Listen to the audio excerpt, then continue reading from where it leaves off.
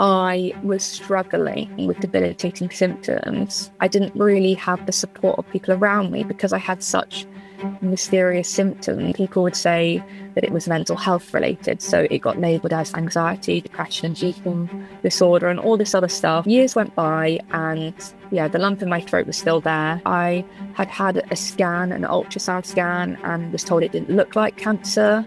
So cancer had never been mentioned, but I took it into my own hands, did my own research, did my own digging, and I actually saw a video of Demi Jones, who was on Love Island.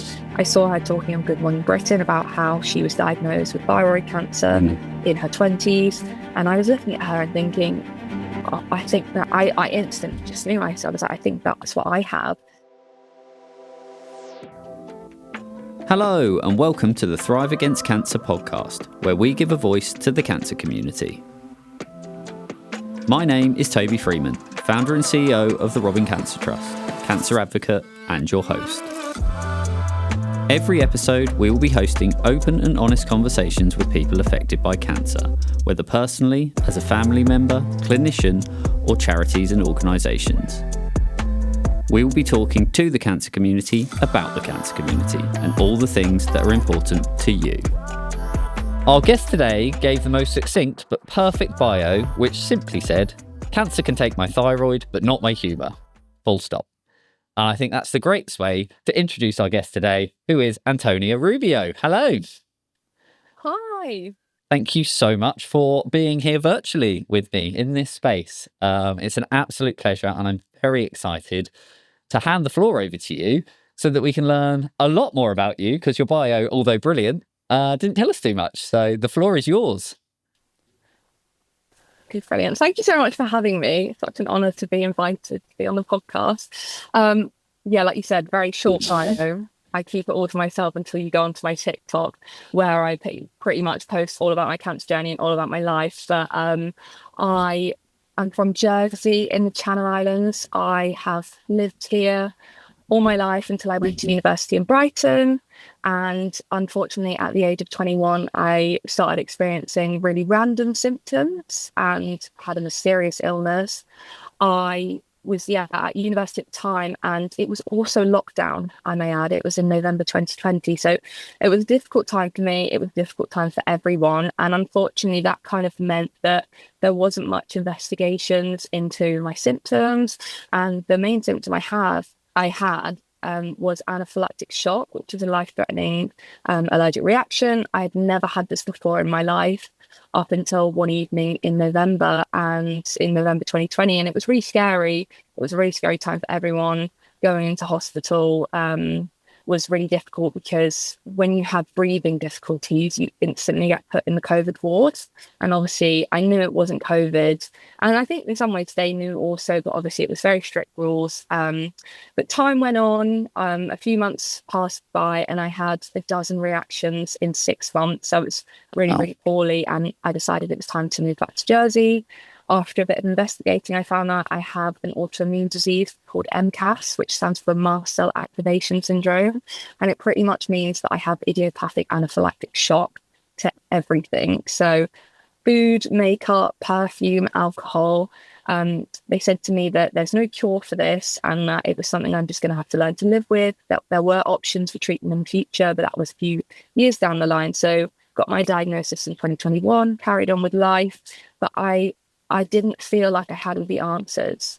I knew deep down that there was something else going on. I wasn't doubting that I had this autoimmune problem, but I think I just knew deep down that something wasn't right, and I wasn't really being taken seriously. I had to advocate for myself a lot, and there were a few symptoms that were quite alarming to me, such as a lump in my throat that I had mentioned. But this was dismissed as anxiety, lots of trauma to my throat from having life-threatening anaphylactic shock and stuff like that. And I think at that time, I was struggling with debilitating symptoms, in the sense that I just didn't have the energy to advocate for myself. And I didn't really have the support of people around me because I had such mysterious symptoms. People would say that it was mental health related, so it got labelled as anxiety, depression, eating disorder, and all this other stuff. But years went by, and the lump in my throat was still there. Rashes, itchiness, fatigue like I'd never felt in my life. And just one day I had enough. And there was very slow investigations into the lump in my throat. I had a scan, an ultrasound scan, and was told it didn't look like cancer. So cancer had never been mentioned, but I took it into my own hands, did my own research, did my own digging, and I actually saw a video of Demi Jones, who was on Love Island. I saw her talking on Good Morning Britain about how she was diagnosed with thyroid cancer in her 20s. And I was looking at her and thinking, oh, I think that I instantly just knew myself. I was like, I think that's what I have. And so I didn't take no for an answer, and I decided to go privately. And I just said to them, I know that you don't think it's cancer, because they were saying, you're too young, you look healthy. That was a big thing I was hearing, lots of dismissal. And I said, prove me wrong then. If it's not cancer, take it out. And if it's not cancer, great. If it is cancer, then we'll deal with it. But a lot of unknown. And I just had a feeling after the biopsy came back inconclusive, which is quite common for my cancer. I just couldn't live with having a tumor inside of me, because it had gone from a lump to a nodule to a tumor, and slowly like the clogs were turning in my head. And I was convinced. My friends say that they remember me talking so openly, being like, I know it's cancer. Like, I'd almost prepared myself, and I went ahead with the operation. I had the thyroidectomy, where you have half your thyroid out on the right side, which is where the tumor was. And a week later, it came back as papillary carcinoma, which is type of thyroid cancer. It's the most common type of thyroid cancer. And yeah, it was really disheartening for me, because it was 4 years of unanswered questions. And a lot of people say they were devastated when they found out they had cancer, which I was. But for me, it was relief. And it was a moment of, I was right. That was a big thing for me. It almost validated the whole experience I'd gone through, or the dismissal, and having to advocate for myself. And so that's why I've been very passionate about kind of sharing my story. I don't want my voice to be dampened anymore. And I decided to start posting on TikTok and document my journey quite in depth, to be honest, and very vulnerably. And I think people took to that, because I used it as an online diary, to be honest. Yeah. I thought about, it's more just for me. I didn't really know what the purpose was at the time, but I remember when I got diagnosed with cancer, it was in March 2023, and I think it's 2 weeks away until my 2-year cancer anniversary. And I remember saying to myself, I'm going to give myself a month or two to process what's going on whilst I have more surgery, and just kind of take in what's actually happening. And then I said, that's when I'm going to get into action. I'm going to start spreading awareness, and it's something I've been very passionate about for the last 2 years. I'm not slowing down. If anything, I'm kind of speeding up now that I'm feeling a lot better. I am 1 year in remission now, and back in Jersey, living in Jersey now, and just trying to make changes towards the cancer care for young people in the island. I love that. I mean, there is so much to unpack, by the way. That was a whirlwind. Compared to your bio, that was a whirlwind. No, I tried to get it all out there, because I didn't realise my bio was... There's so much to unpack, though. Just going all the way back, having anaphylaxis to anything is absolutely terrifying, right? That's a incredibly scary thing to be going through during a pandemic when you don't have your support network around you. That's terrifying in itself. Can I ask, was that underlying condition, is that something you still have, and did that affect the thyroid cancer, or was it cause and effect, or are they just two separate?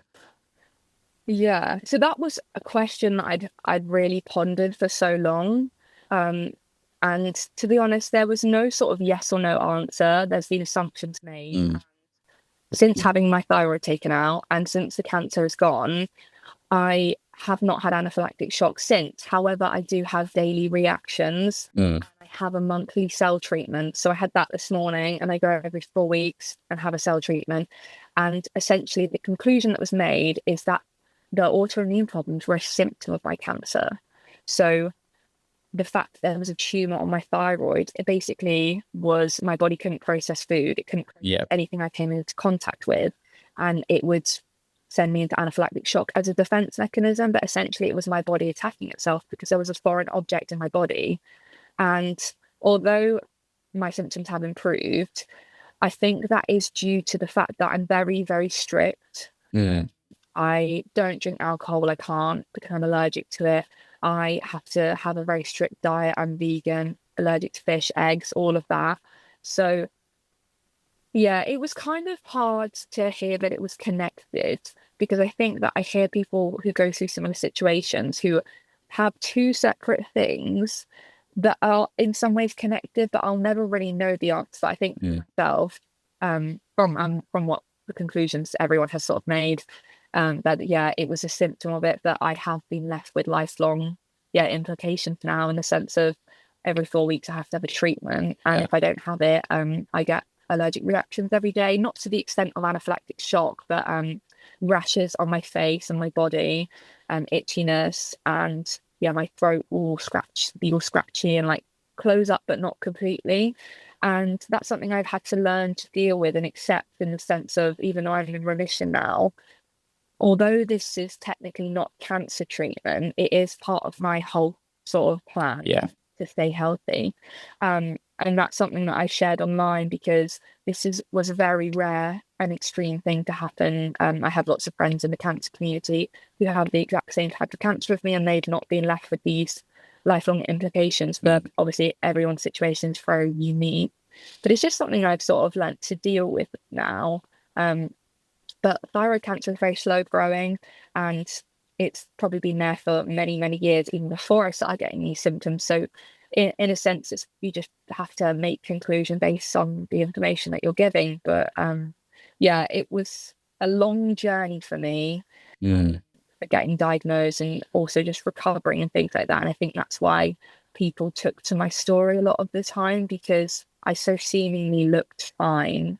And this is something that I hear quite a lot, especially young women being told, you look fine, or you look too healthy, and things like that. And I'm not saying that my male peers in the community haven't had those struggles too, but we speak openly about it. And a lot of them say that they got diagnosed a lot quicker, more like weeks and months, rather than someone like me who was months and years sort of thing. But obviously everyone's situation is completely different. Yeah, and you said earlier that advocating for yourself, because leading into this, obviously you've got all these health issues going on, plus you're feeling really fatigued, everything. Advocating for yourself takes so much energy.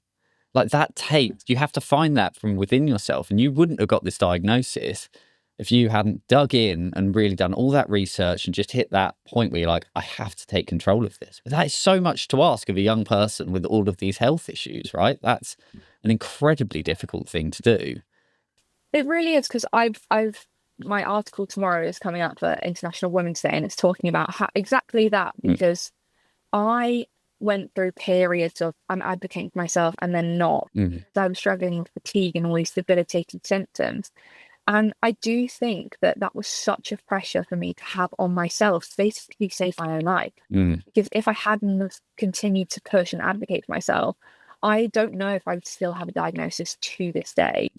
And one thing that I think really affects a sort of person's motivation to continue advocating for themselves is the people around them. So I actually didn't have support from all my friends and family, because I was led to be doubting myself. I was told, it could be mental health problems, it could be this. And so I always had this doubt in my mind, thinking, what if I am making it up, or maybe I shouldn't push too hard. And it wasn't until I think 3 years had gone by, and I remember it was New Year's of 2022, so it was December, and I just had a biopsy, and it was like the clock struck midnight, and it was like Happy New Year. And I remember just having this feeling of dread, and I was like, this is about to be the worst year of my life. And I think it's because I knew deep down at that point a fire lit in me, and I was like, I'm not going to stop until I get answers, because even if you want to take my thyroid out and it's not cancer, great, you got rid of a tumor, whether it's benign or not, and also whether if it was mental health, all these things are completely valid, and all are an illness, whether it's physical or mental. And this is such a big thing that I've spoken about, because although my main interest and topic of talking about is cancer, is like, this has opened me up to a whole realm of all different illnesses that people go through, and they go hand in hand, because although I had cancer, I did have struggles with my mental health as well. And I think that people saying that basically they were saying to me that it's mental health and using that to invalidate what I was going through. But actually, even if it was an eating disorder and even if it was depression, why was I not given the same care and support as I was the moment I got labeled as having cancer? And it's because cancer is known to people, whereas people fear what they don't know. But the truth is, although people are familiar with the word cancer, I think a lot of people are really uneducated on what it's actually like. And for me, one of the reasons I started posting is because I was looking on the internet, I was looking in films and movies, and I couldn't find an accurate portrayal of cancer. Every time I watched a movie, someone had cancer and died. And that's what I instantly thought. I remember when I got told, I was thinking, oh my God, I'm going to die now. That's it for me. But that's not true anymore. We've come a really long way in medicine and in what we know and research, and the fact that cancer is not a death sentence anymore. However, people instantly jump on the bandwagon for supporting someone when they get a cancer diagnosis, when actually I had cancer the whole time. I just didn't have the label, and I actually needed that support and care prior to my diagnosis, because I actually think I may have continued to advocate for myself and perhaps got a diagnosis within a year rather than 3 years, because I think I was so worried about what everyone thought of me. And that's why I kind of just was like, who gives a shit what anyone thinks? I'm going to post on TikTok and let everyone know the insights to my life, no matter if it's embarrassing or if people don't agree with it or if people think I'm attention seeking. If this is going to help someone else who is in the community or supporting someone in the community, then that's my job done. And that's what I've kind of been striving to do, and yes, still continuing to do in my recovery. Absolutely love that. And I love the full circle moment of you. I'm sorry, I forgot the person's name from Love Island. You seeing that on social media, Demi Jones. And then, that full circle moment of you going, right, this is what I'm going to do because of that helped you, and understanding the power in that and just talking about it and being open and honest with it. And that can start on social media, on TikTok, or in that, just friend groups, friends and family, and help us. Yeah, definitely. Because I think the biggest thing for me is that, like, although I am so grateful for all the help I've had from amazing charities, I'm really grateful. I work with Cancer Research UK, Macmillan UK, Teenage Cancer Trust, or Young Lives versus Cancer, honestly, so many. But the biggest help for me has been hearing about someone's own experience. Yeah. I think that's what I was thinking of. Like, the only way that I can read pages on the internet on charities' kind of descriptions and what support they give, but actually things like this and hearing from someone in the community and learning from their own experience. Because the thing is, if I could go back now and start my whole journey, I would be able to know what I needed to do to get the relevant help and the relevant diagnosis. And I'm hoping that people can see my page and learn from my mistakes, not necessarily mistakes, but just from my whole experience. And I think that when people are so vulnerable and open, it really does create connections. I have so many friends in the cancer community, some that I've only ever talked to online. And my biggest thing is that when I went on TikTok, there were certain things that I hadn't heard being spoken about in terms of cancer, even like relationships or just like taboo subjects. And when I would be vulnerable and post my experience or just post a TikTok, the amount of comments of people saying, oh my God, never heard anyone speak about this. Exactly the same. And it starts a conversation, and that's what we need to be doing. Like you say, whether it's with friends or family or online, having sort of like normalizing cancer. Because I think people think like that we've come so far in like diminishing the taboo of cancer, which I just don't think. And that's only ever thought by someone who's not in the community, because the amount of sort of like social interactions that I've had that people uncomfortable because I had cancer is just ridiculous. And then people, I was joking saying that like doing a bake sale and raising money for a cancer charity is great, but actually asking a cancer patient or a cancer survivor, what do you need? What support can I give you? Is way more beneficial. We wouldn't have such a need for these big charities if everyone did their bit. Like, it's not to say that we don't need them. That is something that's so beneficial to myself and other people in the community, but I wouldn't feel the need to be contacting all these charities for help someone to talk to and have therapy or have reflexology, like relaxation. If someone had just said to me, what do you need? What can I do for you? Because I think a lot of people send the text of here if you need me. But no one actually asked me what I needed. And that's the biggest thing I think. And I get messages saying, oh, my family member's been diagnosed with cancer, my friend, how do I support them? I say, I would love to give you a rule book, but it's not a one size fits all. And actually, I can guide you on what to say. But the biggest thing I say is just ask them, what do you need? What is your experience of cancer? Because I meet people and we've had the same cancer, but completely different experience. Yeah. We might be the same age, the same gender, but everyone's experience is completely unique. Yeah, absolutely. And I think the one bit of advice I always say when people go, oh, what do you say to someone who's just been diagnosed? Like, well, it's shit. I'm sorry this is happening to you. And either how can I help you, or here's how I can help you. Like quite sometimes it's just like, don't even ask, just drop the food at the door and leave, or go in, clean up around them, don't say a word to them, let them watch Friends in the background, and then just leave the house without saying anything. Go and pick the dog up, walk it, bring it back. Sometimes it's just as simple as these acts. Yeah, like I think a big thing, without being disrespectful, like a lot of people just do it. So, like I feel like a lot of people do stuff because they feel obliged to, or they want credit, without being disrespectful. If you want to do something, just do it. No, or like if it's just the act of doing and providing support, it doesn't matter if I know who it's come from. If your only intention is to help that person, and to be honest, like you said, I really just wanted someone to come up to me and like, oh my God, that's so shit. Someone kept being like, oh, don't worry, like you'll be fine. Oh, like, and I was like, what? No one's once validated my feelings and being like, oh my God, that sucks. Yeah. Oh, not good. Toxic positivity is not doesn't help. What it's called. I Yeah. know that what isn't. It's just like I don't need that. I wanted someone to just come up to me like, oh my God, that is so shit.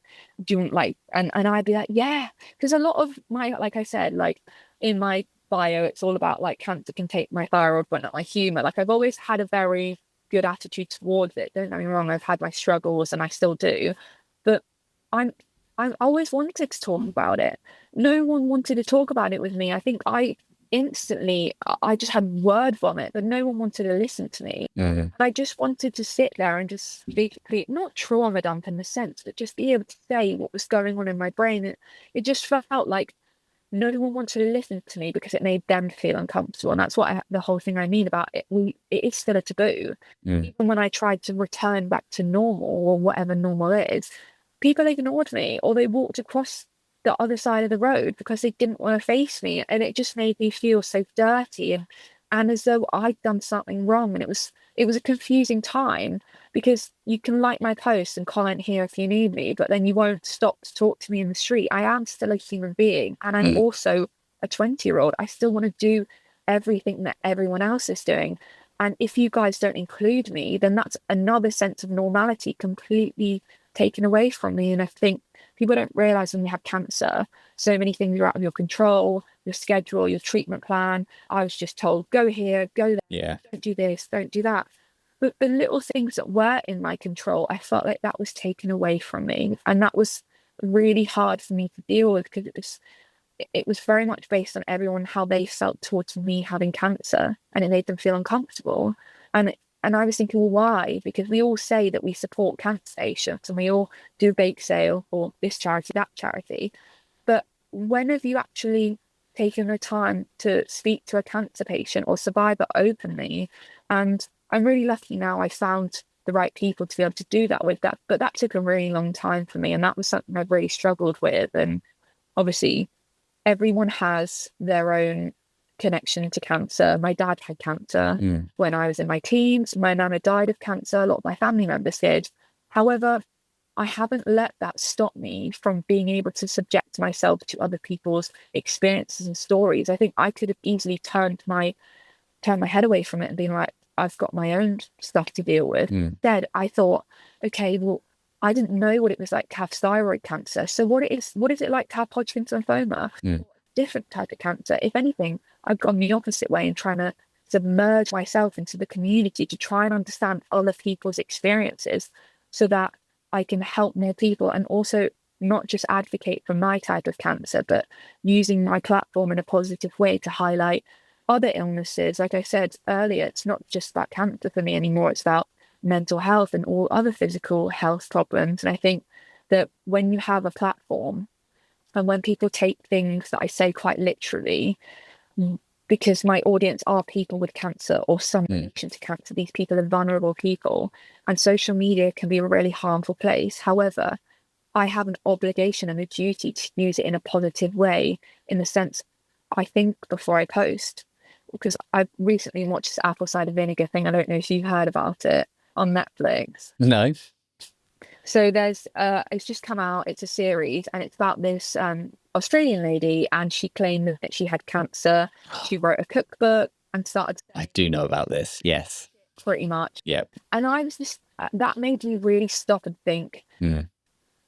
Am I thinking about what I post? Because people are vulnerable. Like, people saw her post and stopped their treatment and listened to her words like it was the Bible. And I was thinking, my audience are young, they're vulnerable. Sometimes people hear what they want to hear and just take from what you say what they want. So I think it's really important that I use my platform and think about, like, I never recommend certain medications, or I never recommend certain food, or say like this is a bad food or good food. I think it's a big responsibility when you have a large platform. And it's just about using social media to benefit the community and highlight important things that are going on, but not using it to scaremonger people either, because that's what I see on online a lot. I get people saying, "Oh, this person I know died of the cancer you had," and I'm like, I don't actually need to. No one wants to hear that. Yeah. And you know what? I'm really sorry that happened to you, but that's not my fault. And almost bringing it up to me makes you feel guilty about something that is just like absolutely nothing to do with me. Because although I had cancer, I'm not responsible for everything in the world but to do with it. But I tried to use my platform in sort of a positive way. And I think watching that series really made me stop to think, being like, I have about 20,000 people following me. Am I really thinking the best needs of their interests? Like, I would never. A big thing for me is I never say yes to anything with a charity that I don't believe in, or if it's not completely aligning with my goals and my morals. I've said no to opportunities, and I think it shocks people, because although they're like, "Oh, but that's such a good opportunity for you," and I'm like, yeah, but what about my audience? What about the people that have got me to this position? I'm not doing them justice if it's not going to sort of help them. So that's been something that I've been really mindful about. And that's why I think people resonate with my content, is because it wasn't for any personal gain. It was purely for educational purposes and to bring comfort to people that are perhaps going through a similar thing to me. Yeah, I don't think you should underplay how both insightful and meaningful that is. There are a lot of influencers out in the world, isn't there? Good, bad, in the cancer sphere and in the general world. But that responsibility being, and I say this with all respect, you're still young, you've got a massive platform, but acknowledging that responsibility and then being really mindful of all of your content, I think that's an incredible thing to do, and that comes from the authenticity of it. You know what it's like to go through that. And I think that's a really amazing way of looking at all of your content and keeping it really authentic to you and making sure it's helping all of those people. It's almost like running a charity. And actually, the more people we talk to on this podcast, I realize this responsibility of being a horrible phrase, cancer influencer. Cool, I was like, it's not something you strive for in life, is it? Oh, I'm going to be a cancer influencer. Yeah. Could you imagine, like, my 2024 resolution, like last year? Yeah. That came through. Like, let's manifest that. I'm doing that. But there's this equity of knowledge that comes from social media.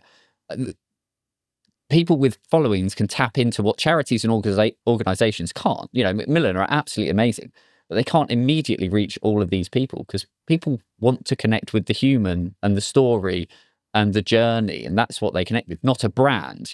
Charities, we all spend loads of money trying to interview people and tell these stories authentically as possible. And I think the community would probably say we don't always get that right, and perhaps too many positive stories, not enough real stories, and charities need to be mindful of that. But that is where the power of social media comes in. It spreads this equitable net of, here is what I'm going through. But there's goods and bads that come with that. So hearing someone like yourself being so mindful of your responsibility of that, and we've had Dr. Liz on talking very similarly, and all of our guests, I feel, understand that. But it's just, I think it's an absolutely brilliant thing. I just wanted to say that to you on behalf of the community, because I do agree. Like, that's so, like you say, I didn't want to glamorize cancer, but I wanted to show people that a big thing for me is that, even like, for example, going to like the pub, to the beach, like I live on an island where in the summer the weather's really nice. And I remember the summer I was diagnosed with cancer, people saw me out and about, and they were like, oh, she must be fine because she's out.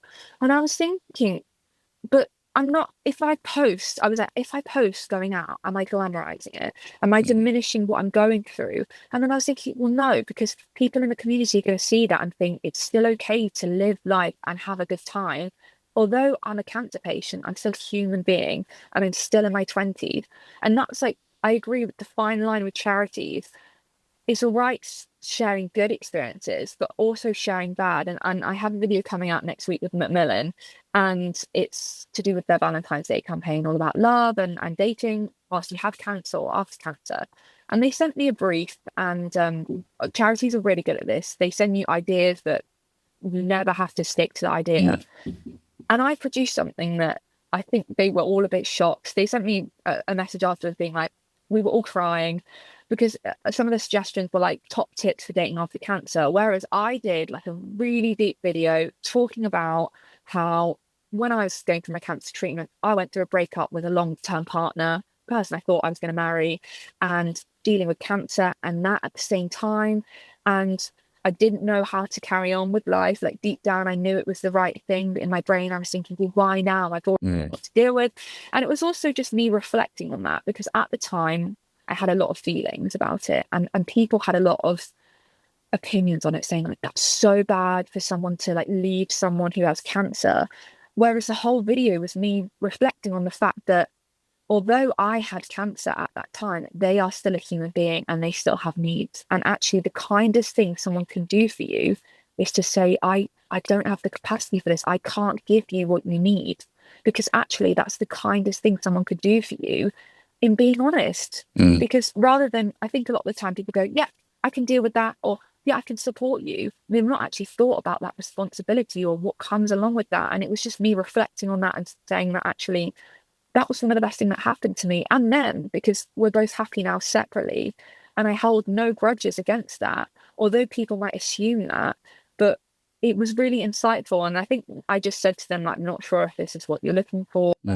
This is the only thing I was willing to kind of to give you. And it's very deep, and me talking about my personal experiences. And the reason I sort of did a video like that is because I said that I looked at the comments on my TikTok about other videos I've done around that topic, and a lot of people talk about getting dumped whilst you have cancer, and a lot of people saying like it's so unfair, and like just obviously having to deal with that whilst going through cancer. But then later on down the line, they're like, oh, that's actually the best thing they could have done for me, because I realized how strong I was and the potential I had to sort of like, I think sometimes if you have a pillar next to you and you lean on it, you don't realize that you can stand up on your own 2 feet. And that moment in my cancer journey was such a pivotal moment for me. And that's when I really started investing in my TikTok and sharing my story so vulnerably. And to be honest, it was quite embarrassing at the time. And I don't know why I was embarrassed. I just thought it was a reflection on me. And actually, it was just a reflection on their capacity. And someone's not a bad person for kind of admitting that they have their own flaws.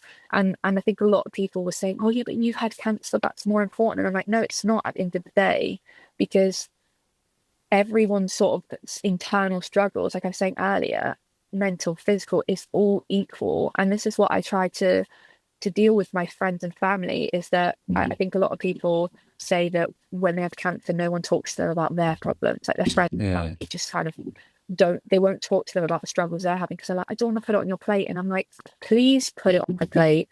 I want to be like normal, a part of the group, giving someone else support sort of thing.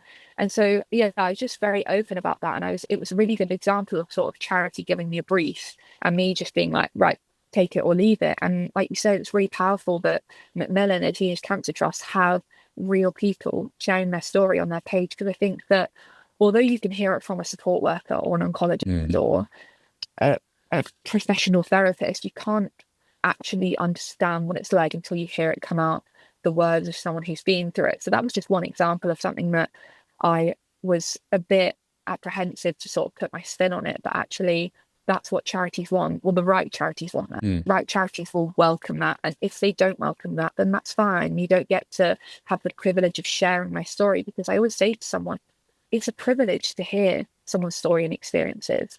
Like, we should be thanking everyone who feels vulnerable enough to share their story. And whether you want to or not, that doesn't make you a bad person. A lot of people have their cancer journey, they deal with it in private. That's also completely valid. And that's what I say to people is like, all those that I've been sharing my story online quite vulnerably, you don't have an obligation to do that. And everyone did it differently. And that was therapeutic to me, but to someone else that might be like their worst nightmare, like sharing everything to do with them on the internet. And also, I live on an island, but this is a big thing. I live on an island that's 9 miles by 5. Everyone knows everyone. And it's the best and worst thing that's happened to me. Yeah. When I got diagnosed with cancer, then there's rumours going around, because obviously I'd just fallen off the face of the earth. And I don't think people thought it was cancer, to be honest. And this is another thing I say, is that there's this sort of stereotype that young people can't get cancer. I think all the rumours that were flying around, I think one of them said that I was pregnant or something like that. A classic. Yeah.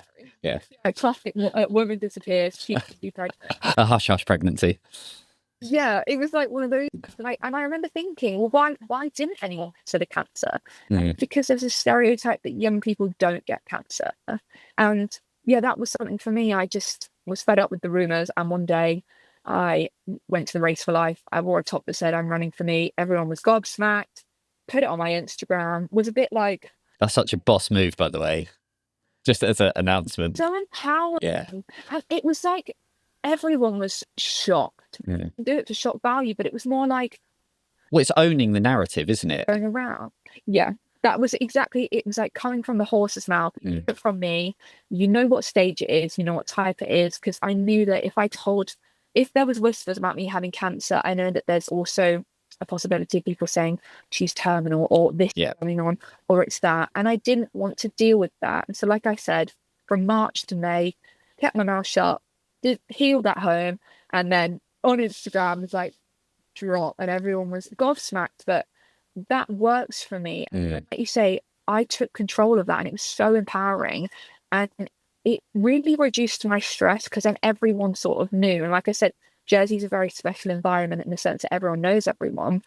And I have sort of been able to use that to my advantage, in the sense of, even today I had a meeting with a policy member of the government talking about how you can change policies to help young people with cancer. Jersey's so small in the sense that everyone knows everyone. So I'm being able to meet with ministers, which is our version of an MP, and be in a room with people who can make changes to laws and policies. And I think that's something I'm really grateful for, because my friends in the UK, they say, "Oh, I'd love to make as much change as you." And I have to explain, saying that Jersey's very small. So if someone gets cancer, everyone knows about it. And if anything, I was the first of my friendship group or my age group, but I'm not going to be the last. I know that now. And I think my goal has always been that I hope I never get cancer again, hope I never have to use certain systems again, but I want to help make it better for the next person, because realistically in my lifetime, there's probably not going to be a cure for cancer, but my goal is making the experience better for someone, so they don't have to go through what I went through. And so, yeah, it's really great to live on an island that has sort of encouraged my voice and nurtured that in a way, and given me positions on cancer networks and stuff like that, and yeah, getting to sit down with people and tell my story, and then think, okay, well, what could we have done differently? What can we do to make sure XYZ is better? Even example, I had to go to Southampton for my treatment. Jersey has minimal cancer care on island, and me and my mum had to go to Southampton. And it was just very stressful being away from home, having to be an inpatient. My mum flew home for 3 hours, and then coincidentally they were like, there's going to be a tornado in Jersey, which has literally never happened. So my mum got off the plane, got back on the plane, but luckily, because everyone knows each other in Jersey, my mum's crying at the airport. Someone saw her. Someone's like, "You're Antonia's mum. How can I help you?" I'm very grateful to live in a community that really looks out for one another. And yeah, that's something that I think, although I've missed out on a lot of being like on a teenage cancer ward, for example, like my friends talk about their experience.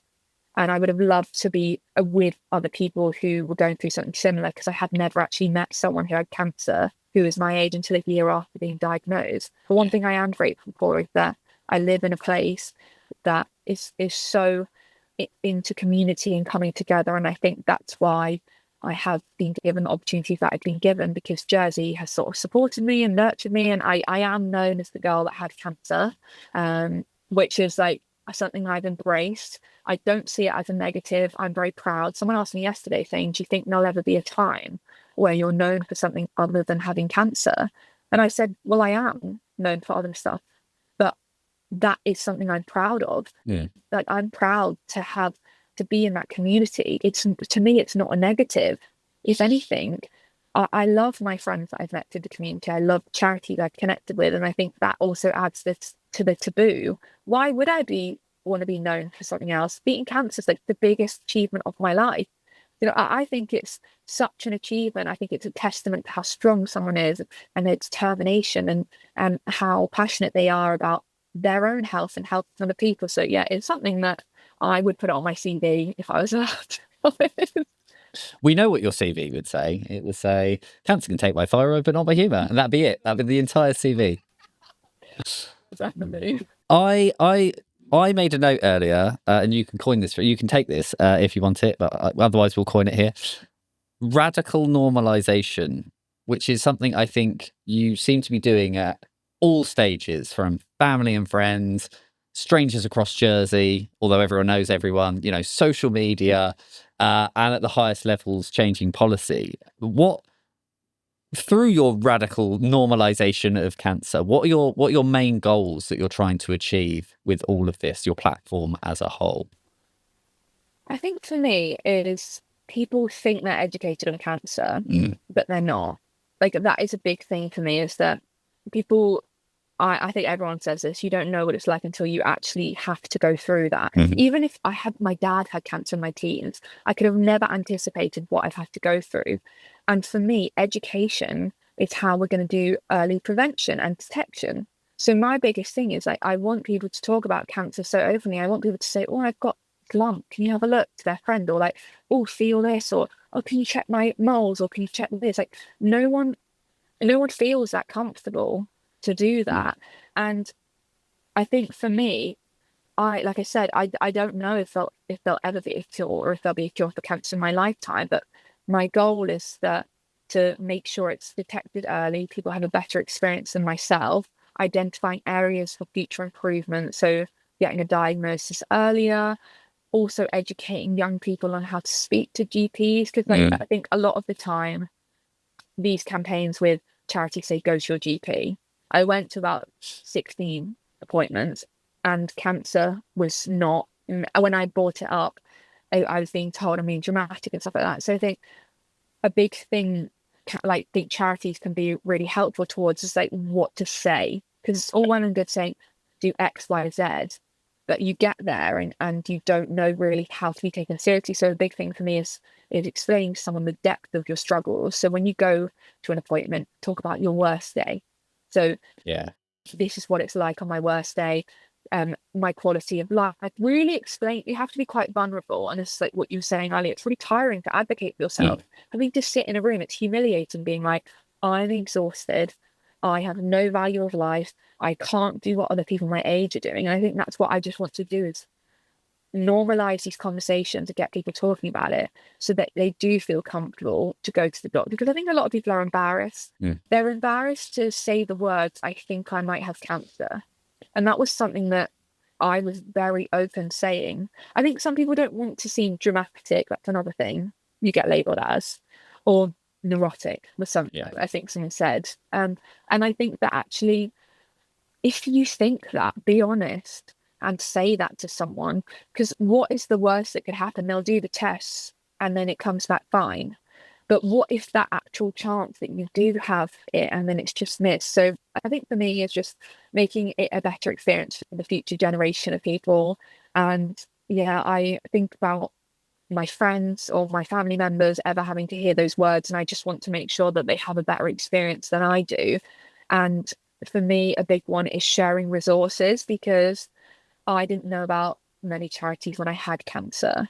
And that's something that I really would have benefited from at the time. Although I've been guided through my recovery and getting to go on trips with Teenage Cancer Trust, Flynn Barn, connecting with other cancer patients. Like I said, I hadn't ever been in a ward with anyone that was under the age of 60, because Jersey doesn't have a separate ward. We now have a room that has kindly been donated by someone that I work with, a charity called Click Sergeant Jersey, which is formed, I think it's the same as Young Lives vs Cancer equivalent in the UK. And on the committee now, there's multiple people that have experience of cancer, whether that's themselves or a loved one. And I really love the fact that knowing in the room when these charities are having discussions, we're hearing from real people. So this was one, myself and other people in Jersey. I think there was about 5 of us in the age group of 17 to 25 that had cancer throughout the few years that I was dealing with oncology. And we were in a room with 60-year-olds. And don't get me wrong, I could talk to anyone. I could talk to an apple about an orange. But when you're having treatment and you're looking around and it's genuinely, I used to, like, without being disrespectful, I remember someone said to me, they made a joke saying, "Does it feel like God's waiting room?" And I was like, that's exactly what it feels like. It feels like I'm looking at people who have grandchildren or children who are married, and I'm sat there thinking, I've never even gone on a girl's holiday. You know what I mean? I've not even lived.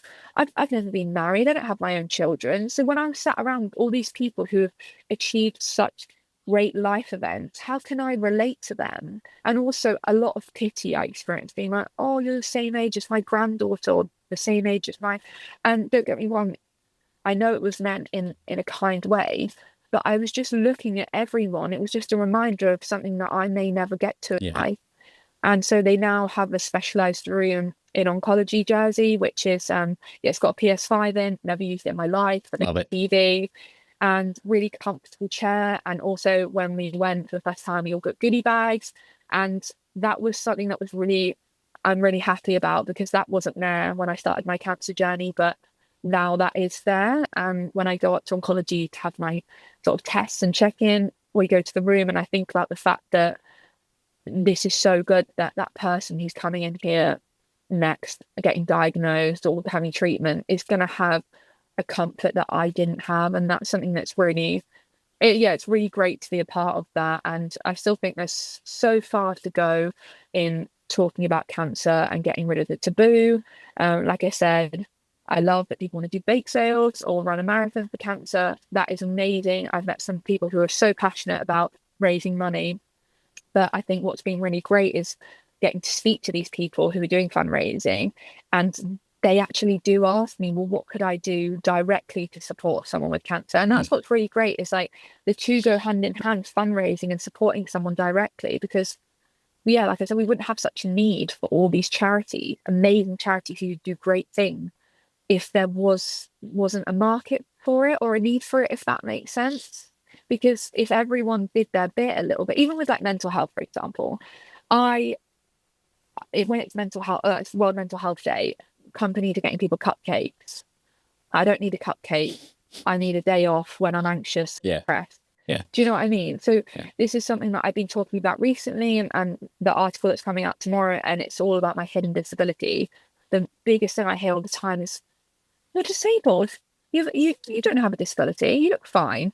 And I have to explain myself to people, and I have to validate my own experiences. And luckily, I've grown a thick skin, lots of practice talking about my cancer journey. I'm very open to educating people. This is a thing that I don't mind educating people versus ignorance. Ignorance is someone saying like, "Oh, you don't look like you have a disability," or someone saying, "Oh, I didn't realise that you're classed as disabled. Please tell me more." I love when people ask questions. Like, that is my favourite thing. Or when people say, "Oh, what was it like during your treatment?" Happy to talk about it. But it's when people are kind of ignorant and naive to the fact that cancer is a disability, and a lot of my friends have been left with lifelong implications, such as myself. And I think that it's so easy to make reasonable adjustments. Like my job now, I started my job in January. I'm a reporter for a newspaper, and they contacted me because I've done a lot of interviews with them last year, and they said, we would love for you to apply for this role. And I was really anxious about having to say, oh, I can't work a full-time job because I'm still having treatment, and I can't always be in the office because sometimes I wake up, if I've had a flare up with my rashes, it's really hard to do anything. So working from home is on the cards. And instantly they were like, yeah, no problem, 4 days a week, flexibility, let us know how you're feeling, any scans, any tests, time off. And I was like, is that it? Like it wasn't a fight, it wasn't a struggle to advocate for myself. And when I've talked to my friends about this, they're like, that's really rare. Yeah. Such a good reception to someone talking about their disability.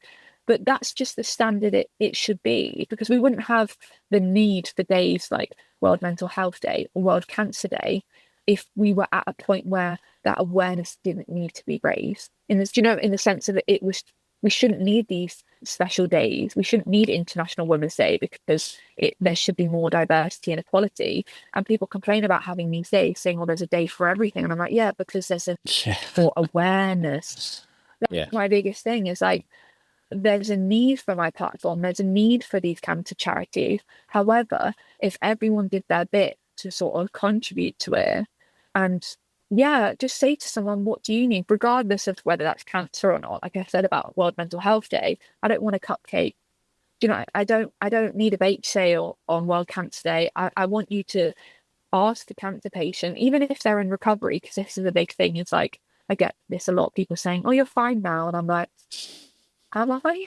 Yeah. Feel fine. And I think I try to be quite honest about that on my social media, in the sense of, like I said, I don't want to glamorize anything. I'm very open about the struggles I still have, the ongoing tests I still have, the treatment I still have, and I go to therapy every week. That's something that I'm really dedicated to, because a big thing for me was that I knew that I was going to get into new friendships, new relationships, new job. And my biggest sort of promise to myself after I finished my treatment in November 2023, I said to myself, I need to heal my wounds. It's not my fault that I had cancer. I have a responsibility to now sort of heal those wounds so I don't bleed onto other people. And I think this is where sort of, I don't want to say your responsibility comes in as like an individual, but this is what I was saying. It's like, I had to take responsibility to advocate for myself. And that's something that I should have had enough faith in the doctors and medical professions to kind of be in my best interest. But unfortunately, that's not the way it always goes. Like I said, we should be teaching people what to say in appointments and things like that, which is, those topics haven't really come up recently. Like that's something I've been saying and giving feedback, saying that I'd love to see a few more campaigns that are a bit different from different charities, something that's more out the box. And I've recently joined the Youth Advisory Group, the Teenage Cancer Trust, and that's something I think I'm really going to have a say in what's in the campaigns. And I love the fact that charities are now inviting people to be a part of these boards or giving feedback and stuff like that, because like I said, the best way we can learn about cancer is from each other's experiences and having these conversations. So that's something I'm really looking forward to. What else am I looking forward to? There's just a lot going on. My new job as a journalist is great because I get to go and see what's going on with these charities in Jersey, and speaking to ministers and policy people who can make changes. And just I'm really hopeful about the future. And I don't really know what my future holds, but I want to continue doing what I've been doing and perhaps get to a point where this is my career. And because I just love it. It's something that the reason people say to me, how do you do this? How do you so effortlessly go to interviews and podcasts and talk about this? Like people saying, I can't believe you went on Good Morning Britain. And I said, but I was just talking about my life. That's my experience. To me, I don't think about what I say. It's not a script. It's just what happened. It's almost like having a cup of tea with your friend and then being like, what happened on the night out? And I'm like, right, so I got cancer in 23. Do you know what I mean? Like, I'm just recalling what happened. But yeah, I'm very passionate about it. And I think people can tell that because I love to talk about it and I never stop talking about it. Look, I could listen to you talk about it all day, and I think there's a lot organizations and charities can take away from this. And I think that shift of power that we see with the bigger charities is happening, and I absolutely love that. And all the charities you mentioned, massive, massive fan of them. I'm very excited to see what you can do with Teenage Cancer Trust, who I think them and Young Lives absolutely lead the way with shifting that power down to the community. But I just, yeah, I mean, your authenticity, your passion, your vocation for doing this absolutely shines through. I don't think anyone could say otherwise, but you have an amazing perspective. And I don't know whether that's always been there or has come through the experiences that you've got, but you clearly are just so dedicated to giving back about the community, about helping people go through a better experience what you did. And I think we can all be incredibly grateful for that. And I'm so excited to see what you can achieve with your voice in the future. So thank you so much for sharing it with us today. I'm sure we could have gone for a part 2 and a part 3 and a part 4, to be honest, but maybe. To come over next time. Absolutely. We'll get you in the studio. Yo. That would be amazing. Brilliant. Well, what we do with every episode is we end with quick fire questions. So if you're right, I'm going to quickly scoot those over to you. So, number 1, what advice would you give to someone who's worried they might have cancer? I would say that the quicker you get a diagnosis, the quicker you can get treatment, and don't put it off because you're scared, because in the long run, that will be actually detrimental to you. Brilliant. What was the most impactful thing someone did for you after your diagnosis? A girl reached out to me on Instagram. She's from Jersey. Don't know how she knew, but she just messaged me saying, I think you have cancer. And I was like, yeah. And she said to me, you have to believe you're going to get through it. And that's the only way you will. And that was the biggest piece of advice and guidance that's helped me throughout my whole cancer journey. And that gesture was just the fact she reached out to me, not knowing that I actually had cancer, completely put herself on the line. But she just, had this feeling and had to kind of share that with me. I was really grateful for that. It's like the opposite of cancer ghosting, isn't it? She's shooting a shot before she actually knew the answer. She was like, I noticed your neck in a picture or something. I was like, you've got the eyes, you've got the cancer. Wow. You just know. That's amazing. Shout out that person. What's the worst thing someone has said to you about having cancer? Oh, God. There's so many. Oh, quick fire. Oh, there's been some really bad ones. Firstly, I'm sorry that there's been some really bad ones. No, yeah. I don't even know if I'm allowed to say some of them. Go ahead. We can always edit out if it's too bad. I've had a lot of comments on my looks. That's what I'm going to say. Is obviously when I became really ill, I lost 4 stone unexpectedly, but that's because I could only eat 5 foods because it was safe foods and all this. And people were praising me and saying, oh my God, you've lost so much weight. And I've always had a bit of weight on me my whole life. That's something I've just never really thought of a problem, very comfortable in my own skin. But for me to lose that much weight, it was a big difference. And people kept commenting on it, but not in a concerned way, saying that you look ill. People were praising it.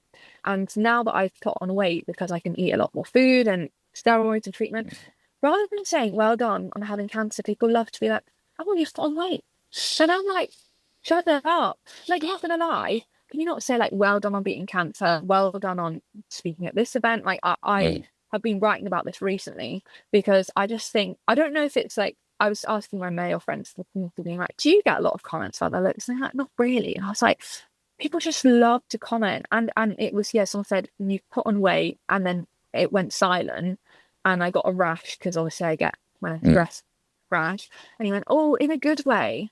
And I was like, just shut up. Also, we were on a plane. We had just landed in Jersey, and everyone around heard him. And I was like, do you know what it is? I just landed back from speaking at Royal Albert Hall, and I was like, could you not have congratulated me on that? You have to say that. And I was like, oh, stop. But yeah, I've had quite a few bad things. That's why I can't think of them. But actually, this is a common occurrence I hear in the community, and it's very sad because, luckily, are you allowed to swear on here? Of course you can. Luckily, I'm a bad bitch and I don't care what people think. But there's a lot of people out there that really struggle with their looks and their appearance and just comments in general. So I'm lucky I've gotten to a place now where I'm like, ugh, couldn't care less. What have you achieved in your lifetime? Boring. Ugh. Yeah. Commenting on how I look. Whereas like I really worry about the young people or people who are freshly diagnosed hearing these comments. They're so detrimental. Like I was saying, there's a lot of comments that have stayed with me throughout my cancer journey, and I have to kind of sweep them away. Therapy every week, and I talk through it. But again, that takes a lot from you, right? You know, not everyone has that opportunity or has that ability to advocate for themselves and just push that out and do all those things. So someone else's mess. Yeah. A big thing for me, I would say, for someone, if you are speaking to someone with cancer, is like they are so vulnerable, and that these people, if they comment, and I bet they don't even think about it, and it's something that comes across my head multiple times a week. And yeah, like I said, I'm cleaning up someone else's mess, and having cancer has taught me sort of, I hate to be so like cliche, but like a new lease on life. Every time I meet someone and they're rude to me, or I pick up on social cues quite well and can read people. And I always think, oh, I wonder what's going on with them. Or I wonder, like, someone could look at me and think she looks fine and might not know all the struggles that I have to deal with.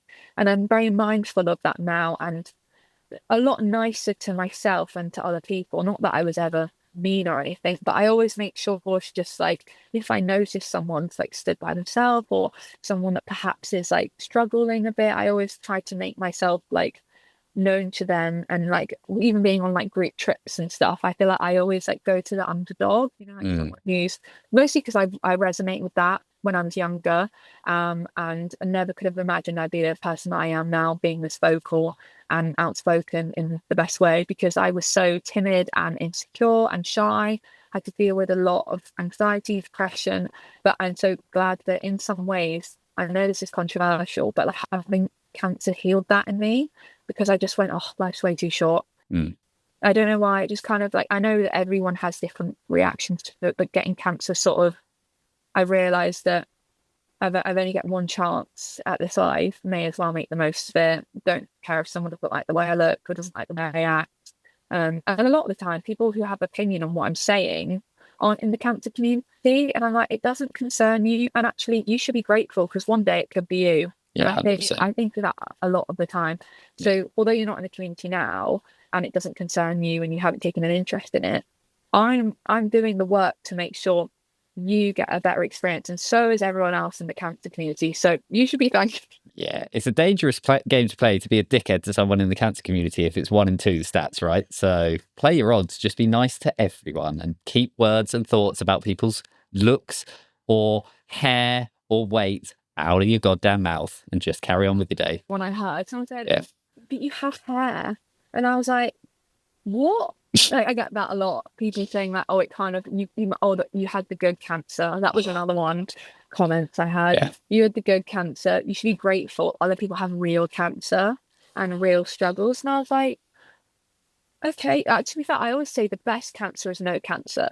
100%. Big thing I talk about. And I also just want to add that those comments that I've had kind of invalidating my experience have all been from people that have never had cancer. And actually, when I've gone on group trips and I've met other people who have Hodgkin's lymphoma, leukemia, brain tumor, we were all talking about this, saying like, oh, I get told this is a good one, and they were like, oh my god, what, really? Like, I would hate to, like, my friend told me, I would hate to have to do the radioactive iodine that you had and sit in a room by myself. She said that would have sent me off the edge. And I said, no, I would have hated to do chemo. And it was funny that we were almost like doing the opposite of what other people were doing. We were almost saying like, oh my god, no, you had it worse. You had it worse. Whereas people not in the community are like, oh, they had it worse. Yeah. You, if that makes sense. But I've never really compared my experience with anyone else, because I just have this understanding that no matter what you went through, it was horrible. Yeah, it's all shit, right? Yeah, it's all shit as each other. We're all in the same boat, but we're just on different paths. Absolutely. Absolutely. Oh my goodness. Number 4, what advice would you give to someone recently diagnosed with cancer? I would give the advice that someone gave me, so that you have to believe that you're going to get through it. And just sort of a positive mindset. Like, I know that like you're allowed to be positive and also acknowledge that it's shit. So I can be like, yeah, got to get on through with my treatment, got to get on through with that, whilst also acknowledging like now is really shit. However, there is some sort of hope and there's a light at the end of the tunnel. And like, yeah, acknowledging your own feelings and validating your own feelings and being vocal about it, even if people don't want to listen, get it out. Because if you have that inside and you're harboring all these horrible thoughts and all this stress, it's like, that's so bad for you. And actually, I just let it out, whether someone wants to or not. I don't know if that's the right idea, but well, absolutely. That's what I do. On TikTok. Do it on TikTok. That's we're not sponsored by TikTok yet, so that's fine. Lastly, and I love this as the last question, what's the biggest lesson you've learned from having cancer? The biggest lesson I've learned is that, this is something I said, this is really funny, but like when I started my new job and someone quoted what I said in my Pride of Jersey speech. And he said that I said that cancer didn't happen to me, it happened for me.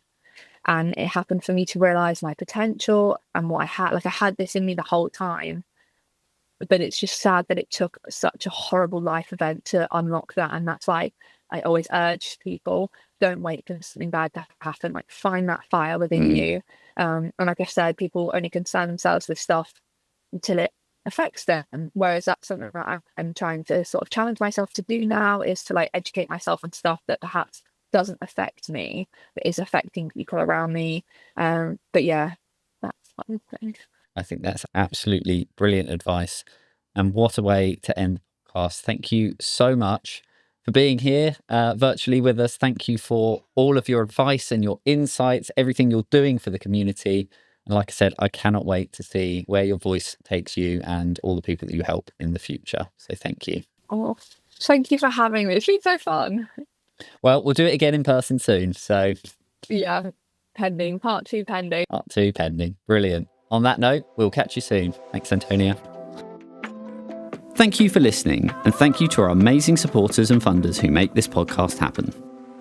If you enjoyed this episode, please give us a review and follow us on social media at Thrive Against Cancer. And be sure to check out our other episodes wherever you listen to your podcasts and on YouTube. If you want to help support our mission to give a voice to the cancer community, please contact us or visit our website to learn more at thriveagainstcancer.co.uk.